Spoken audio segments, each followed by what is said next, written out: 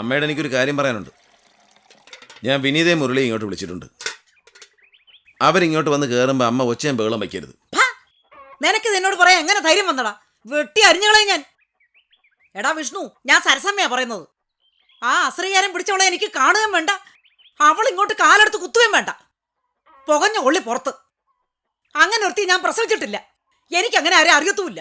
അമ്മ ഇങ്ങനെ വിവരമില്ലാതെ സംസാരിക്കരുത്. അമ്മ അവളെ പ്രസവിച്ചിട്ടില്ല എന്ന് പറഞ്ഞാൽ അവൾ അമ്മയുടെ മോളല്ലാതാവൂ, എൻ്റെ സഹോദരി അല്ലാതാവൂ. അവൾ പ്രായപൂർത്തിയായ പെണ്ണ് ഇഷ്ടമുള്ളൊരുത്തനെ സ്വീകരിച്ചു. അതൊരു വലിയ കുറ്റമൊന്നുമല്ല. ജാതി കുറഞ്ഞവന്റെ വീട്ടിൽ അന്തി ഉറങ്ങിയ കുലദ്രോഹി. എന്റെ കണ്ണും വട്ടത്ത് അവള് വന്നേക്കരുത്. എനിക്ക് അവളെ വേണ്ട. എന്നെ സംബന്ധിച്ചിടത്തോളം അവൾ അന്നേ മരിച്ചു. അയ്യോ, ഇതൊക്കെ ഞാൻ എങ്ങനെ സഹിക്കും? എന്നെ ആക്ഷേപിച്ച് എന്റെ മക്കൾക്ക് മതിയായില്ലല്ലോ. എന്റെ ഗുരുവായൂരപ്പ, അവളുടെ തല ഇടുത്തി വീഴ്ത്തണേ.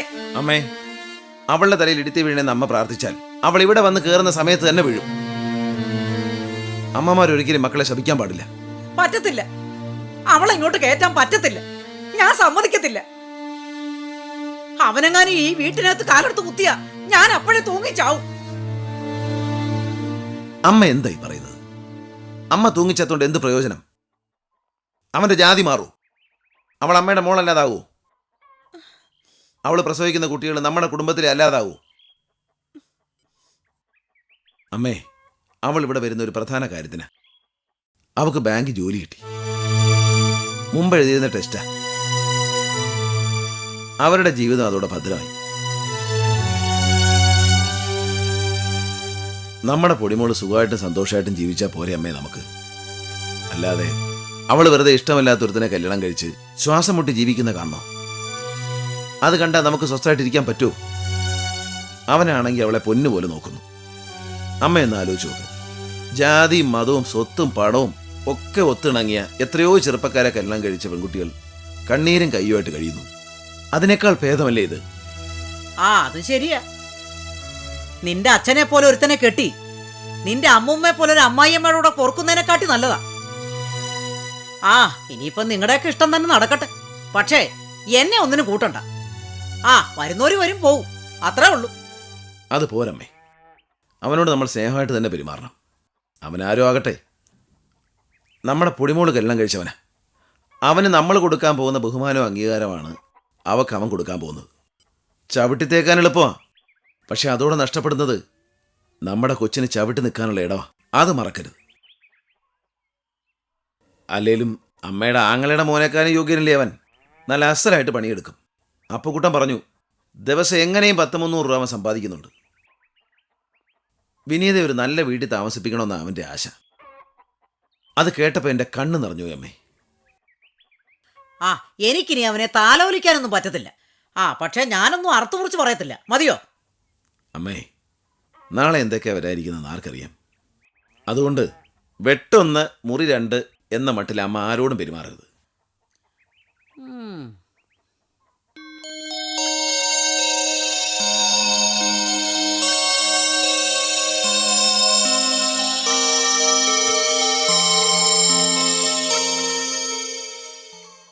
നിന്റെ അമ്മയ്ക്കിപ്പോൾ എങ്ങനെയുണ്ട്? കിഷോറിന്റെ അച്ഛൻ വന്ന് ഭയപ്പെടുത്തിയിട്ട് പോയതിനു ശേഷം അമ്മയ്ക്ക് ധൈര്യം അല്പം കൂടിയിട്ടുണ്ട്. എന്നാലും എൻ്റെ വിവാഹത്തിനെക്കുറിച്ചുള്ള ഉത്കണ്ഠ മാറിയിട്ടില്ല. കിഷോറിനെക്കുറിച്ച് ഇപ്പോഴും അമ്മയ്ക്ക് സംശയങ്ങളുണ്ട്. ശരീരസുഖം? അതങ്ങനെ തന്നെ. എല്ലിൻ്റെ തേയ്മാനമല്ലേ, മരുന്ന് കഴിക്കുന്നത് കൊണ്ട് കൂടുന്നില്ല. കിഷോറിന്റെ വീട്ടിൽ 1000 പ്രശ്നങ്ങളുണ്ടെന്ന് എനിക്കറിയാം.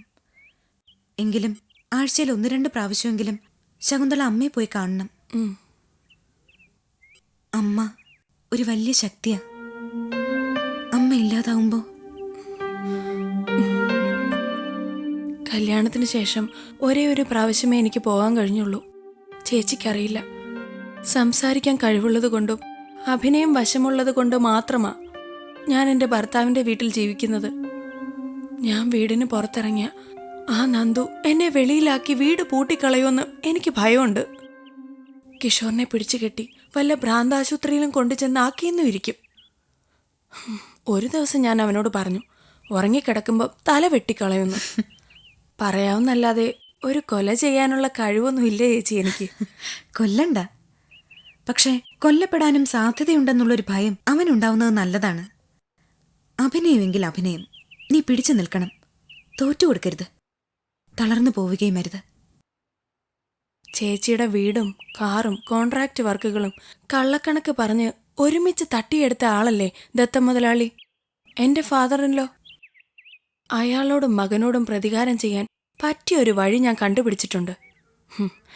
വെട്ടും കുത്തും കൊലയൊന്നുമല്ല. ഈ പ്രതികാരം ബിസിനസിന്റെ വഴികളിലൂടെ തന്നെയാ. നീ ആള് കൊള്ളാലോ. എന്താണ് ആ ബിസിനസ് വഴി? ഞാനൊന്ന് അറിയട്ടെ. നന്ദു അച്ഛനും തമ്മിൽ നടത്തിയ ഡിസ്കഷനിൽ നിന്നും ഒരു രഹസ്യം ഞാൻ മനസ്സിലാക്കി. 2-3 വലിയ കോൺട്രാക്റ്റുകൾക്ക് അവർ ടെൻഡർ കൊടുക്കുന്നുണ്ട്. അവർ കോട്ട് ചെയ്യുന്ന തുക എത്രയാണെന്ന് ഞാൻ കണ്ടുപിടിക്കും. ആ തുകയിൽ നിന്ന് 1000-ഓ 2000-ഓ കുറച്ച് വൈകുണ്ഠം കൺസ്ട്രക്ഷൻസ് ടെൻഡർ കൊടുക്കണം. വർക്ക് ചേച്ചിക്ക് കിട്ടും. നിന്റെ ഐഡിയ നല്ലത് തന്നെയാ. പക്ഷെ അത് നടക്കൂ? നന്ദുവിന് ഉടുത്ത മുണ്ടിനെ പോലും വിശ്വാസമില്ല. അതുകൊണ്ട് ഓഫീസിലെ ഉദ്യോഗസ്ഥന്മാരോട് പോലും ടെൻഡർ രഹസ്യം പറയാറില്ല. വീട്ടിലിരിക്കുന്ന കമ്പ്യൂട്ടറിലാ നന്ദു ഈ ഡോക്യുമെന്റ്സ് എല്ലാം സ്റ്റോർ ചെയ്യുന്നത്. ഞാൻ കമ്പ്യൂട്ടർ പഠിച്ചിട്ടുള്ള കാര്യം നന്ദുവിന് അറിയില്ല. ഞാൻ ടാലിയും പഠിച്ചിട്ടുണ്ട്. സൂക്ഷിക്കണം. എനിക്ക് ലാഭം ഉണ്ടാകാൻ വേണ്ടി നിന്റെ ജീവൻ അപകടത്തിലാക്കരുത്. ഈ ജീവൻ പോയതല്ലേ ചേച്ചി? ചേച്ചിയല്ലേ തിരിച്ചു കൊണ്ടുവന്നത്? പകരം ചേച്ചിക്ക് വേണ്ടി ഞാൻ എന്തെങ്കിലും ചെയ്യണ്ടേ? എനിക്ക് നിന്റെ ഈ സ്നേഹം മാത്രം മതി.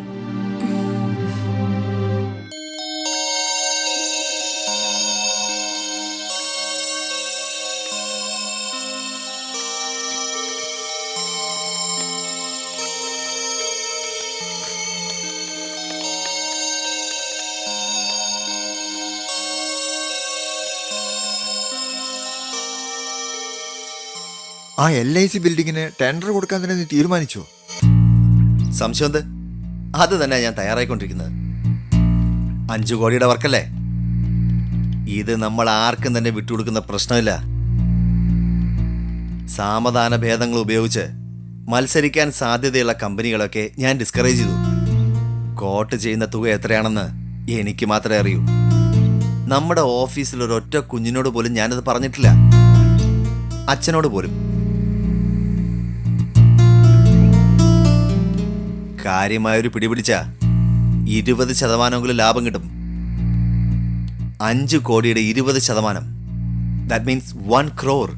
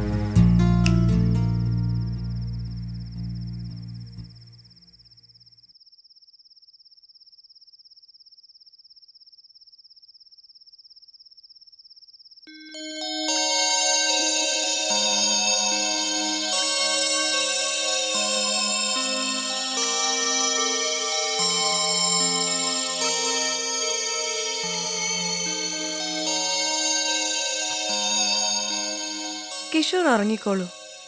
എനിക്ക് ഒരല്പം ജോലി കൂടെ ഉണ്ട്. ഈ രാത്രിയിൽ ഇനി എന്ത് ജോലി? പേടിക്കണ്ട, ഞാൻ ആരുടെയും കൂടെ ഓടിപ്പോവില്ല. ഉറങ്ങിക്കോളൂ. ഉറങ്ങുന്നതൊക്കെ നീ വന്നിട്ട് വേഗം വരണം. ശരി.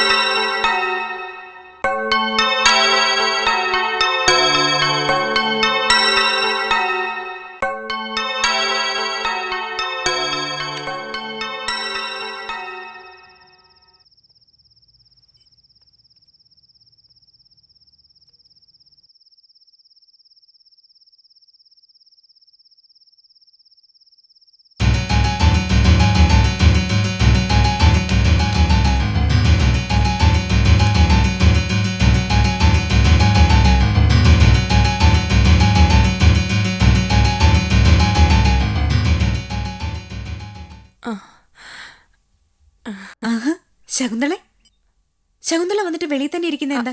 അകത്ത് കയറി ഇരിക്കാമായിരുന്നില്ലേ?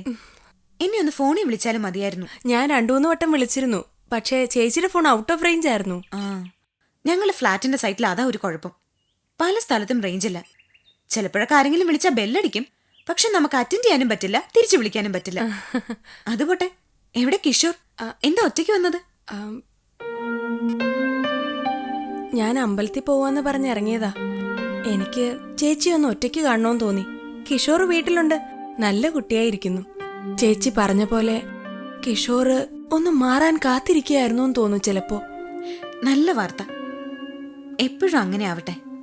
പരസ്പരം ക്ഷമിക്കാൻ പറ്റുന്നിടത്തോളം ദാമ്പത്യം മുന്നോട്ട് പോവും. അത് സാധിക്കാതെ വരുന്ന കാലത്തെ പേടിക്കാനുള്ളൂ. കിഷോറിന് ജീവിക്കാനുള്ള ആഗ്രഹമുണ്ട്. നീയായിട്ടത് തകർക്കാതിരുന്നാ മതി.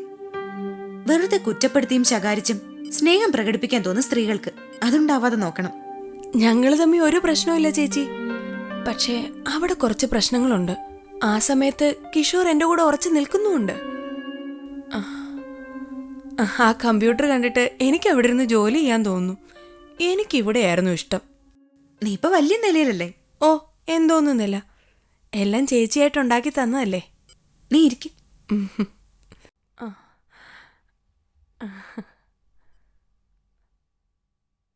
ദത്തൻ മുതലാളി പുല്ലിൽ മറഞ്ഞു കിടക്കുന്ന പാമ്പിനെ പോലെയാണ്. അത് മറക്കരുത്. എപ്പോഴാ പത്തി നീട്ടുന്നത് കുത്തുന്നത് ഒന്നും അറിയില്ല. സൂക്ഷിക്കണം. ഇപ്പം വിഷം മുതലാളിക്കല്ല, നന്ദുവിനാ. പക്ഷെ അവന്റെ വിഷപ്പല്ലുകൾ ഞാൻ പറിച്ചെടുത്തിരിക്കും. അതായത് ചേച്ചി എന്റെ കൂടെ നിന്നാൽ. ഞാൻ എപ്പോഴും നിന്റെ കൂടെയുണ്ട്, അതിലൊരു സംശയവും വേണ്ട. എനിക്കും ഭർത്താവിനും അവകാശപ്പെട്ടത് എനിക്ക് പിടിച്ചെടുക്കണം ചേച്ചി. കിഷോറിന് പണമില്ലെങ്കിലും ഞാൻ സ്നേഹിക്കും. പക്ഷേ പണമുള്ള സ്ഥിതിക്ക് അത് സ്വന്തം അനിയൻ കൃത്രിമം കാണിച്ച് തട്ടിയെടുക്കാൻ ഞാൻ സമ്മതിക്കില്ല. അതിനെന്ത് മറുമരുന്ന് വേണമെങ്കിലും ഞാൻ ചെയ്യും. ഇതേക്കുറിച്ച് വീട്ടിൽ സംസാരം ഉണ്ടായെന്ന് തോന്നുന്നല്ലോ. ഉണ്ടായി. ഞാനും നന്ദുവും തമ്മിൽ കുറച്ച് ഓപ്പൺ ആയിട്ട് തന്നെ ഏറ്റുമുട്ടി. അവൻ എന്നെ വെല്ലുവിളിച്ചിരിക്കുക, ഞാൻ അവനെ. ദിവസം കഴിയുന്തോറും നന്ദു വളരെ പവർഫുൾ ആവുക. അയാളുടെ കണ്ണെത്താത്ത ഒരിടവും ഈ നാട്ടിലില്ല. എന്തെല്ലാം ബിസിനസ്സുകൾ! റിയൽ എസ്റ്റേറ്റ്, ചിട്ടി, ബ്ലേഡ് ബാങ്ക്, ഹോട്ടൽ ചെയിൻ. എളുപ്പമല്ല ശകുന്തളെ. നമുക്ക് നല്ലതുപോലെ അധ്വാനിക്കേണ്ടി വരും. അധ്വാനിക്കാം, ഞാൻ റെഡി. എളുപ്പം വേണ്ട, ഓരോ ചുവടായി വെക്കാം. അതിന്റെ ആദ്യത്തെ ചുവടാണ് ഇപ്പോൾ ഞാൻ വെക്കുന്നത്. ദാ ഈ ടെൻഡർ കണ്ടോ? അവൻ പുതിയതായി കൊടുക്കാൻ പോകുന്ന കൊട്ടേഷന്റെ വിവരങ്ങളാ. LIC കോംപ്ലക്സിന്റെ പുതിയ കെട്ടിടം, വലിയ തുകയ്ക്കുള്ള ടെൻഡറാ. അവൻ പല കളികൾ കളിച്ച് മറ്റു കോൺട്രാക്ടർമാരെ ഒതുക്കി നിർത്തിക്കളഞ്ഞു. ചേച്ചിക്കൊരു കൈ നോക്കാം. അയ്യോ, നമ്മുടെ കൊക്കിൽ ഒതുങ്ങൂ. ഭാഗ്യമുണ്ടെങ്കിൽ നമുക്ക് അവന്റെ തലമണ്ടയ്ക്ക് ആദ്യത്തെ അടി കൊടുക്കാം. ഇത്രയും കാലം ഞാൻ ഭാഗ്യദോഷിയായി ജീവിച്ചു, ജനിച്ച ദിവസം മുതൽ ഇന്ന് വരെ. ഇനിയിപ്പോ ആരറിഞ്ഞു, ചിലപ്പം ദൈവം എനിക്കും കുറച്ച് ഭാഗ്യം തരാൻ തീരുമാനിച്ചു കാണും. ഏതായാലും ഞാൻ നോക്കട്ടെ. നീ പറഞ്ഞതുപോലെ ചിലപ്പോ ഇതുവഴിയായിരിക്കും എനിക്കും ഭാഗ്യം വരുന്നത്. ഭാഗ്യം എന്ന് പറയുന്നത് ഈ ഫോൺ പോലെ വിളിക്കുമ്പോ അൺറീച്ചബിൾ ആയിരിക്കും. വിചാരിക്കാത്ത സമയത്ത് വന്നിങ്ങനെ പടിവാതിക്കൽ കാത്തു നിൽക്കുകയും ചെയ്യും. ആട്ടെ, എന്റെ പാവം ദത്തനങ്കിളിനെ നീ നല്ലതുപോലെ നോക്കുന്നുണ്ടല്ലോ അല്ലേ? പിന്നെ ദത്തനങ്കിൾ എന്ന് പറഞ്ഞാ ഇപ്പൊ പട്ട പോലത്തെ സ്വഭാവമല്ലേ. ചേച്ചി വന്ന് നോക്കിക്കോ. ആ, ഞാൻ ഇറങ്ങട്ടെ. ഇതിൽ കൂടുതൽ സമയം അമ്പലത്തിൽ ചെലവഴിക്കാൻ പറ്റില്ലേ? ശരി ചേച്ചി.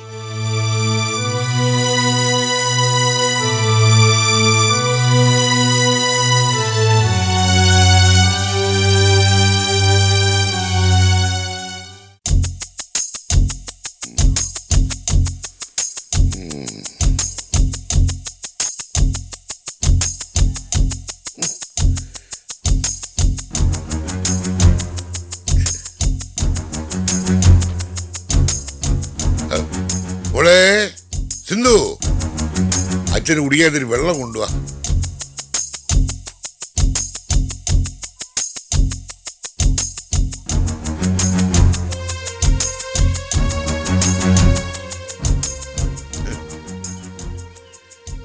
എടി, നമ്മൾ വന്നിട്ട് ഇത്രയും ദിവസമായല്ലോ, നിന്നെ കൊണ്ട് എന്തെങ്കിലും സാധിച്ചോ?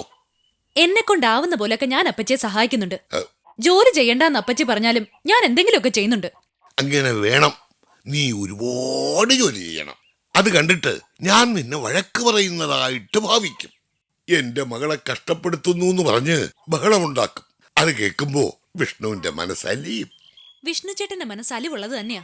അതിന് അച്ഛൻ ഈ നാടകം കളിക്കേണ്ട ആവശ്യമൊന്നുമില്ല. എന്താടി, അവൻ നിന്നോട് വല്ലതും പറഞ്ഞോ?